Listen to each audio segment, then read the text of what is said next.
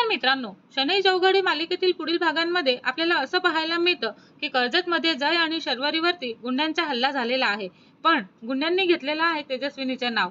हो मित्रांनो, कर्जतमध्ये जय आणि शर्वरी कंपनीच्या कामासाठी आलेले असतात आणि दिवसभराचं काम पूर्ण झाल्यानंतर दोघंही हॉटेलमधून बाहेर पडतात.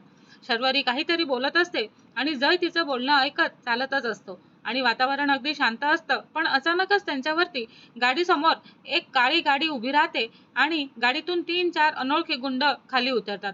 त्यांच्या हातात काठ्या पाहून शर्वरी घाबरून जाते आणि जय मात्र लगेच तिच्या पुढे उभा राहतो आणि म्हणतो की शर्वरी, तू माझ्या मागे उभी राहा आणि काहीही झालं ना तरी तू बाहेर येऊ नकोस. तेव्हा एक गुंड जयला धमकावत म्हणत असतो की शर्वरी पासून दूर राहा, नाहीतर आजचा दिवस तुझ्या आयुष्यातला शेवटचाच ठरेल. हे ऐकून जयला धक्का बसतो. तो संतापून विचारतो का माझ्याशी तुमचे काय वैर आहे का, आणि शर्वरी पासून दूर राहण्याचा आदेश तुम्हाला कोणी दिलेला आहे. पण गुंड कोणतेही उत्तर न देत ते अचानकच जयवरती हल्ला करतात आणि जय स्वतःला बचाव करत त्यांचा सामना करतो. शर्वरी घाबरून पोलिसांना फोन करते आणि मदतीसाठी आवाज देते.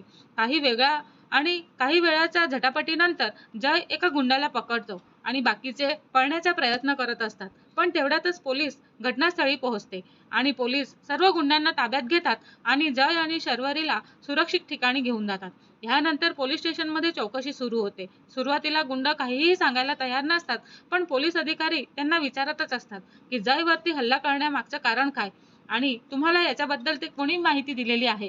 तेव्हा एक गुंड मात्र गप्प बसतो आणि जय त्यांच्या समोर जाऊन म्हणतो की माझं तुमच्याशी कोणतंही वैर नाही, मग माझ्यावरती हल्ला करण्याची गरज काय होती, खरं काय आहे ते तुम्ही सांगा. तेव्हा काही क्षण शांतता राहते आणि अखेर त्या गुंडाला पोलीसही धमकावतात आणि म्हणून तो गुंड म्हणतो की आम्हाला तुला मारायचं नव्हतं, पण फक्त घाबरवायचंच होतं. हे जय विचारतो की पण का, पण एक गुंड उत्तर देतो की तुला शर्वरी पासून दूर करण्यासाठी. हे ऐकताच शर्वरीच्या चेहऱ्यावरती चिंता दिसते.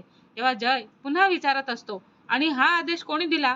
तेव्हा गुंड काही क्षण गप्पच राहतो आणि पोलीस अधिकारी त्याला सत्य सांगण्यास सांगतो. तेव्हा शेवटी तो धक्कादायक खुलासा करतो आणि तेजस्विनी मॅडमने आम्हाला पाठवलं होतं असं तो म्हणतो. हे नाव ऐकताच जय एकदम स्तब्ध होऊन जातो आणि त्याला स्वतःच्या आईला असं पाऊल उचलल्यावरती त्याला विश्वासच बसत नाही.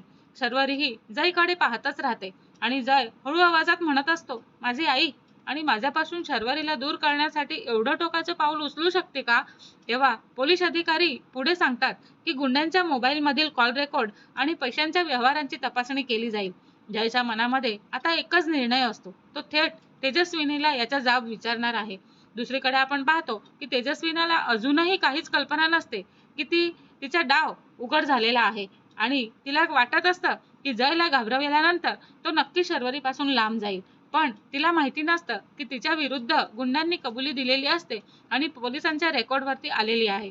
रात्री जय घरी पोहोचतो आणि तेजस्विनी त्याला पाहून सहजच विचारते, काय झालं जय, एवढा उशीर का झाला आणि तू तर केव्हाचा निघाला होतास ना.